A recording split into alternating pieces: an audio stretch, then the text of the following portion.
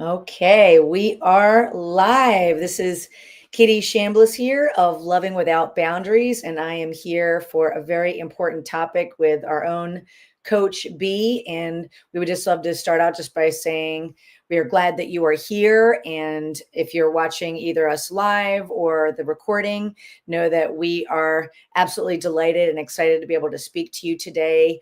And if you are seeing this outside of our private community, know that if you are seeking community, you can come join us in our thriving and growing community on Facebook. It's called Loving Without Boundaries, Healthy Open Relationships and Lifestyle Freedom. It is a private group, but you can come join us over there. If you're already seeing us while you're in that group, know that we are delighted that you are here getting support. And we have a beautiful topic today called New Chapters in Consensual Non-Monogamy, or CNM, Adjusting with Intention. So I'm going to go ahead and give the mic over to B to get us started on a beautiful conversation here. Thank you, Kitty. Hello, everyone. Happy Tuesday to all of you. Yes, today's topic is something that I was practicing consensual non-monogamy in any phases, whether we're just starting out or we're into the lifestyle for many years. It's something that it's likely to pop up, that new chapters happen. So at the beginning, it can be the transitioning from monogamy to consensual non-monogamy, or we start changing the dynamic because we start learning new skills and new boundaries appear, and then it's suddenly like, oh, boundaries appear, like what does this mean? And this is also scary. Or there's a transitioning from swinging to polyamory, or new metamours enter in our life, or it's also possible that any stage in our relationships, pacing differences can appear. That's again a new phase, like, oh, hold on. So far we've been on the same page, or so it appeared, and now you want to go like 10 times faster than I want to go. So what is happening? Or if one partner experiences a new relationship energy, that's a new phase itself. Or it can happen in consensual non-monogamy as well, that cheating comes to light, that something happened and we just discover somehow, or that there's a discussion about that, and that again opens a new chapter in our relationship. And if it's not treated with intention, which is an often skipped step, then it can cause prolonged suffering and unfortunately sometimes the dissolution of the relationship itself. And I also want to give you a definition of intentionality, like what are some traits that we could say that they belong to intentionality. So it's a skill set, it's a cultivated skill set where we're able to step back a little bit from our emotions and create a space between the emotion and the reaction. So for example, if I feel anger, then I don't act angry, but create some space before I speak or act from my anger. And as we say with Kiri, we speak for our anger or our emotions, not from our emotions. Another trait can be whether there's a fear or resistance of the change or excitement around the change, is being considerate of my own needs and the needs of the relationship and everyone involved. Or another trait can be being able to identify our needs underneath our emotions, and also having the skill set and the courage, because it takes a lot of courage to lean into that space of making requests and articulating what we need and negotiate balanced agreements. And the last trait that I want to mention is navigating the new phase with certain emotional states that we want to embody. Let it be serenity, let it be joy or empathy. We know that it's new, it might be scary, yet we can set that intention that, you know what, this is my aim, that this is how I'm gonna show up, or this is what I'm gonna aim for to show up as an individual in the relationship, or we create a statement of purpose together as a couple, that this is our aim as much as humanly possible to show up for each other and ourselves in this new phase of the relationship. And just briefly, I want to touch on two blocks to intentionality that was relevant in my own life and sometimes pops up as well. It's two types of fear, and the intensity of the fear that can stop us from being really intentional in our relationships. The fear of the unknown, which is a natural part of the human experience, and also the fear of the known. That's something that we experienced before. For example, we felt abandoned, neglected, trapped, misunderstood in the past, that in this new phase, it's gonna appear again. And I wanna highlight that having fears is completely natural. We're humans, and that's part of our emotional range. What can be problematic if this fear is so strong that it stops us moving towards our dreams and our goals, or if the strategies that we use to move towards our goals are destructive in a way that they can cause harm to ourselves as individuals and our relationships as well. So these are a few books that I wanted to touch on and highlight that the opposite of intentionality is reactivity, which can be a recipe for disaster, and it can erode trust and safety in the relationship and in you and with other people as well. Thank you so much, Bea, for starting us off with this really important topic that we see so often. I literally was just talking to somebody earlier this week about this, just how we can sometimes be resisting reality. And when we're talking about consensual non-monogamy, very often when I talk to people, it can be that people are on different ends of the spectrum in some way, shape, or form. Like maybe somebody leans more towards polyamory, maybe they orient that way, like they just know that that's partly who they are as a person. And somebody else might either lean towards monogamy, even though they may not identify as completely monogamous, or they just lean more towards more casual consensual non-monogamy, and those are still at different places on that spectrum. And we can be intentional, as you brought up, about how we move forward. Intentional meaning, answering different questions with intentionality.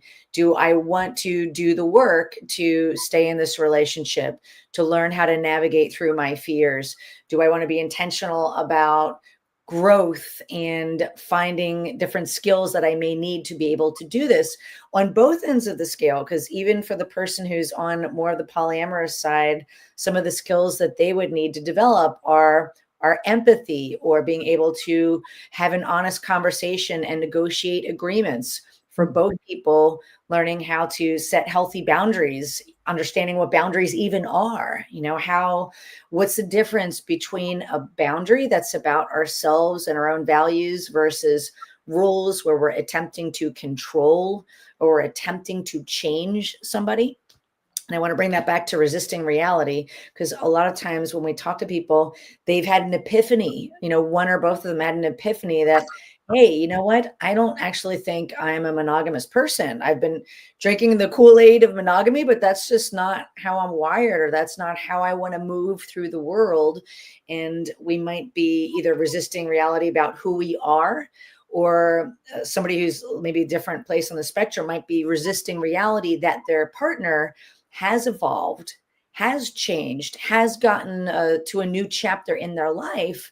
And then a decision needs to happen about how to move forward. And that doesn't mean that sometimes people don't decide to break up and part ways if they do want different things and they're not able to find resolution.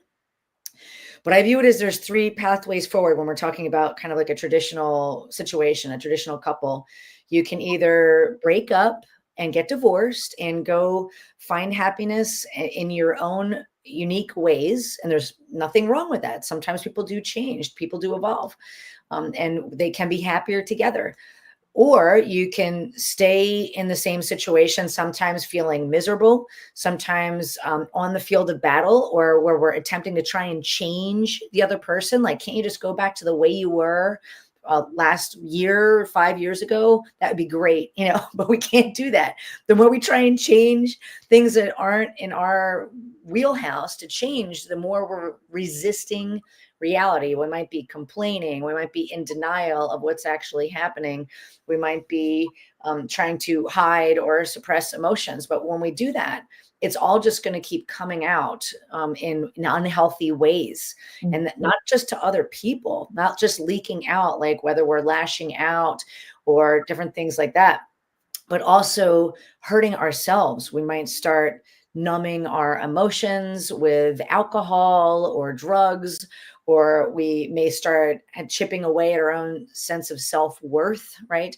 But then there is a third way forward, and we'll talk about that before the end of this, which is possibly finding a way to negotiate agreements, to do your own internal work, to get education and skill sets, to be able to find how you can both start to meet in the middle and get creative about how to move forward. But I'll stop there. I'm sure we'll talk a little bit more about that, but I'd love to give the mic back over to you, B. Thank you, Kiri. You touched on so many important points, and I really love that you highlighted that a decision needs to happen. And whatever the decision might be, a decision is the way forward, because otherwise we're gonna stay in pain, because the change, the new phase is not gonna go away. So you mentioned that, yes, sometimes it can happen. Can't you just go back to how things were like 5 years ago? It was so great. And this is what can happen. And you already alluded on that wanting to change the other person, like I wanting to jump in with wanting to be right in the situation, and this is not necessarily intentional. It's mostly and very often it's a coping mechanism, because we're so much in fear, we're so much in contraction of possibly being overwhelmed by the situation, that this seems like the last thing that we can do, or the only thing that we can do, that wanting to change the situation how it was, like squeezing or pushing the genie back in the bottle, but we can't do that.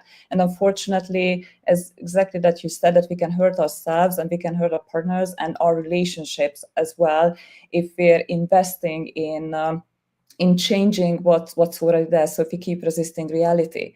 And I want to make a distinction between like two types of change that was something that happened in my life, coming from me, but I know better, so I do better now. And I sometimes see as well, like there's a more covert type of or the more subtle type of changing. It's sabotaging somehow the other person's emotional experience or sense of autonomy. Like, especially if you're in a long-term relationship with someone, will likely know their buttons, how to push their buttons and how they respond to certain things. So, for example, if my partner has a tendency to jump in to rescue me, then I might unintentionally start pushing those particular buttons, using guilt or judgment or criticism or maybe punishing behaviors, when I can achieve that they're not going back to their joy and excitement on the new relationship, but they start to feel this mix of guilt and shame that they're doing something wrong, but they try to move forward with their relationship. So that would be like sabotaging their experience. And the other is the more open, trying to change or fix the person, like maybe bringing data that underscores that I'm right, like bringing articles to the other person. Or I talked to XYZ person and his friends, and they said that you're wrong here, or you're doing something that you shouldn't do. So I keep pushing my agenda on the other person.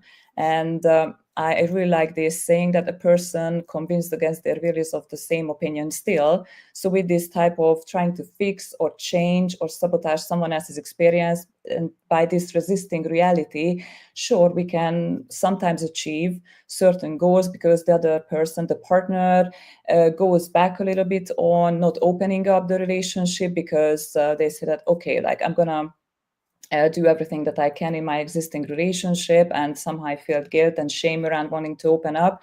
So we might contribute to some behavioral change on the surface, but what can happen underneath that is growing resentment.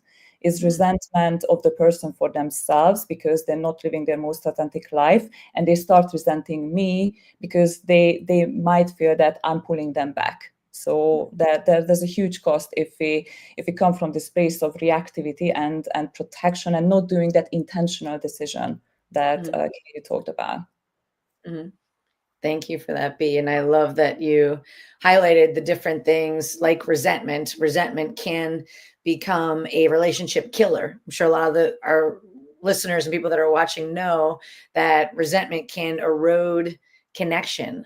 But we also don't want this all to be doom and gloom. There's absolutely ways to navigate all this. Like I said, there's also a third step. The third step is learning how to ask better questions, more empowering questions, as a way to pattern interrupt those ways of thinking and help you make decisions for yourself, for your own well-being. So I know B will share some at the end of our call, but I'll give you some here as well. One great question is, are you feeding your fears? Are you looking into the future and creating your own anxiety? Or are you feeding your dreams, your vision of the future, getting clear about what it is that you really want? Are you taking action, and are your thoughts, the way that you're thinking, your self-talk, which they're either taking you away from your goals, which can also be your own well-being as part of your goals, and self-love and self-acceptance, and also showing up the way you want to in other relationships? Or are you having ways that you're talking to yourself and feeding your future, what you really want? Another great question that B brought up is, what is it costing you to not make a decision? What is it costing you to not step into intentionality? What is it costing you to not have the skills or that you need, or the mentors or other support systems on your side to help you get to where you want to go? And then another great thing to notice is noticing the questions you're asking yourself. Are you asking questions that are disempowering? Are you what ifing down? Are you what ifing up? Because we can go either direction. If we think, what if my partner decides to run off into the sunset on a white horse with the person that they're dating right now, and they never want to spend time with me again? Or, those type of questions are, again, taking you away from your own personal well-being. But you can also ask what if questions that take you towards your goals. So that could be, what if I'm being called to enter a new chapter in my life that requires some growth? And even though I'm going to feel some discomfort, there'll be growth on the other side of the resilience, of the courage that I am building. What if practicing consensual non-monogamy is incredibly fulfilling in ways I haven't even thought about yet? What if my metamor, my partner's other partner, ends up becoming a really important friend in my life? Ask me how I know, because at least two of my metamors are become really great friends in my life. And another one is also just maybe not like a really close friend, but she's somebody I can call on if I need help, So those are three metamors that have become part of my support system in ways that I hadn't even thought of until that happened, that I welcomed into my life, practicing my relationships and building a marriage and an untraditional family on my own terms, self-determining what that might look like. So just wanted to give you some of those, and I'll pass the mic back over to you, B. Thanks, Kiri. I want to highlight to everyone who's watching and listening that some magic that you just gave to the audience. In addition to sharing some really empowering questions and making a distinction, like what is a disempowering and what is an empowering question, it's also that pattern interrupt that you mentioned, because it's super easy when the fear of the unknown or the fear of the known or whatever types of fear show up in a new chapter in our lives and our relationships to spiral with the worst case scenarios. And that's just only one scenario, or maybe two or three. And these are just the worst possible things that can happen. And if we don't stop those with asking empowering questions, then we're just going to keep spiraling and spiraling.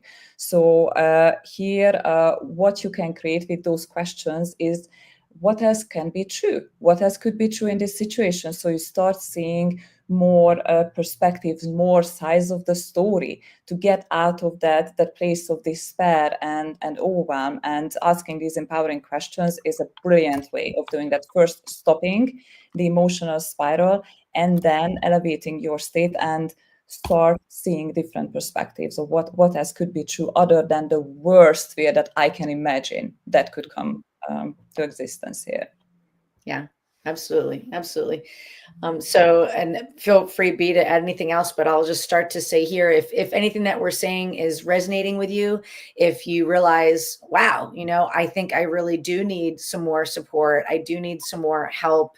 And I want to cultivate these skills that Kitty and B are talking about, but I don't know how.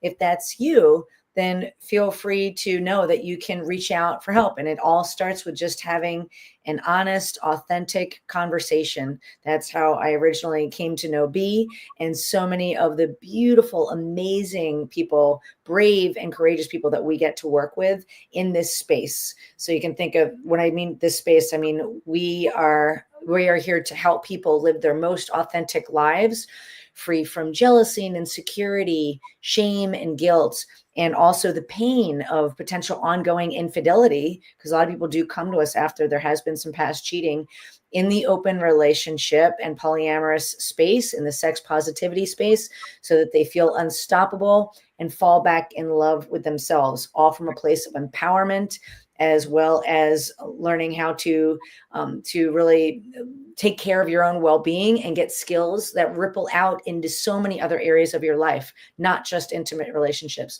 So if that's you, if you're looking for more support, feel free to go to this link, lovingwithoutboundaries.com/apply. That takes you into my calendar just to pick a time that works for you. There will be a short form for you to fill out just to give me some context for a conversation. And then we'll simply meet at that time and just let me get to see where you're at and see if I can help. And if I can, and I believe that that would be beneficial to both of us, then we can talk about what that looks like. If we're not a fit or the timing isn't quite right, you have my word that I will let you know that, and I will do my best to steer you in the best direction for you. So with that, I'll give the mic back over to you, B, if there's anything else that you'd like to add.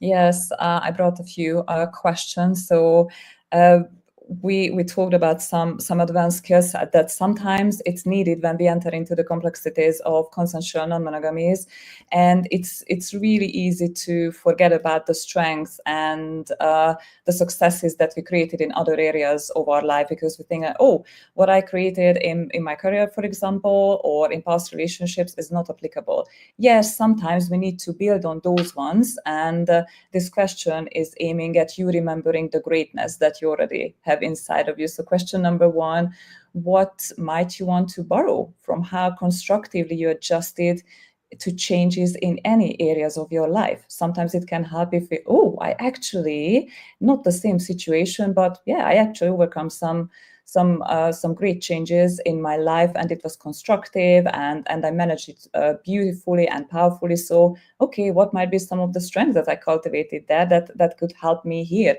It's also possible that it's as simple as looking to work with a mentor in this particular space, or something like that, or you remind yourself that I used to started digging into resources and read books or listen to podcasts.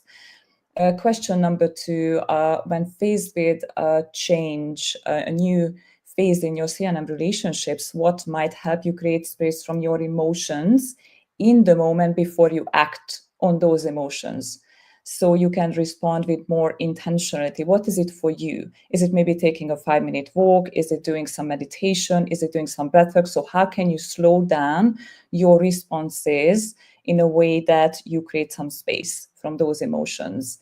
And question number three, what do you think might be the skill sets that you could cultivate that could help you feel more confident in adjusting to changes in your relationships that you want to lean into? Beautiful questions, B. Thank you for that. So we've really loved getting to talk to you today for our live stream here, and also for our folks who are watching the recording. So I just want to remind you again, we are here to support you in any way that we can. If you are looking for a community, again, you can come join us on our private Facebook group at Loving Without Boundaries, Healthy Open Relationships and Lifestyle Freedom.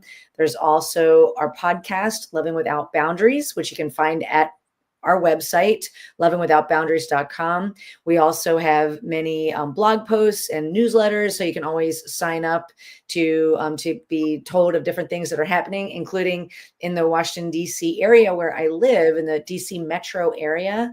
We are doing in-person meetups about 3 to 4 times a year here locally in Alexandria, Virginia. So if you go to meetup.com, you can also look for us there at Loving Without Boundaries, become part of our meetup group. And then you'll also be made aware if you're either live in the DC metro area or you're going to possibly be visiting here, you'll be notified of when we are doing some events. So some local events. So with that, thank you for your time and your attention and your care that you bring to this community and the heart and soul that you bring. And with that, we just want to say, have a beautiful week. Happy Fat Tuesday for anyone who is celebrating that. And we'll talk to you next time. Okay, bye.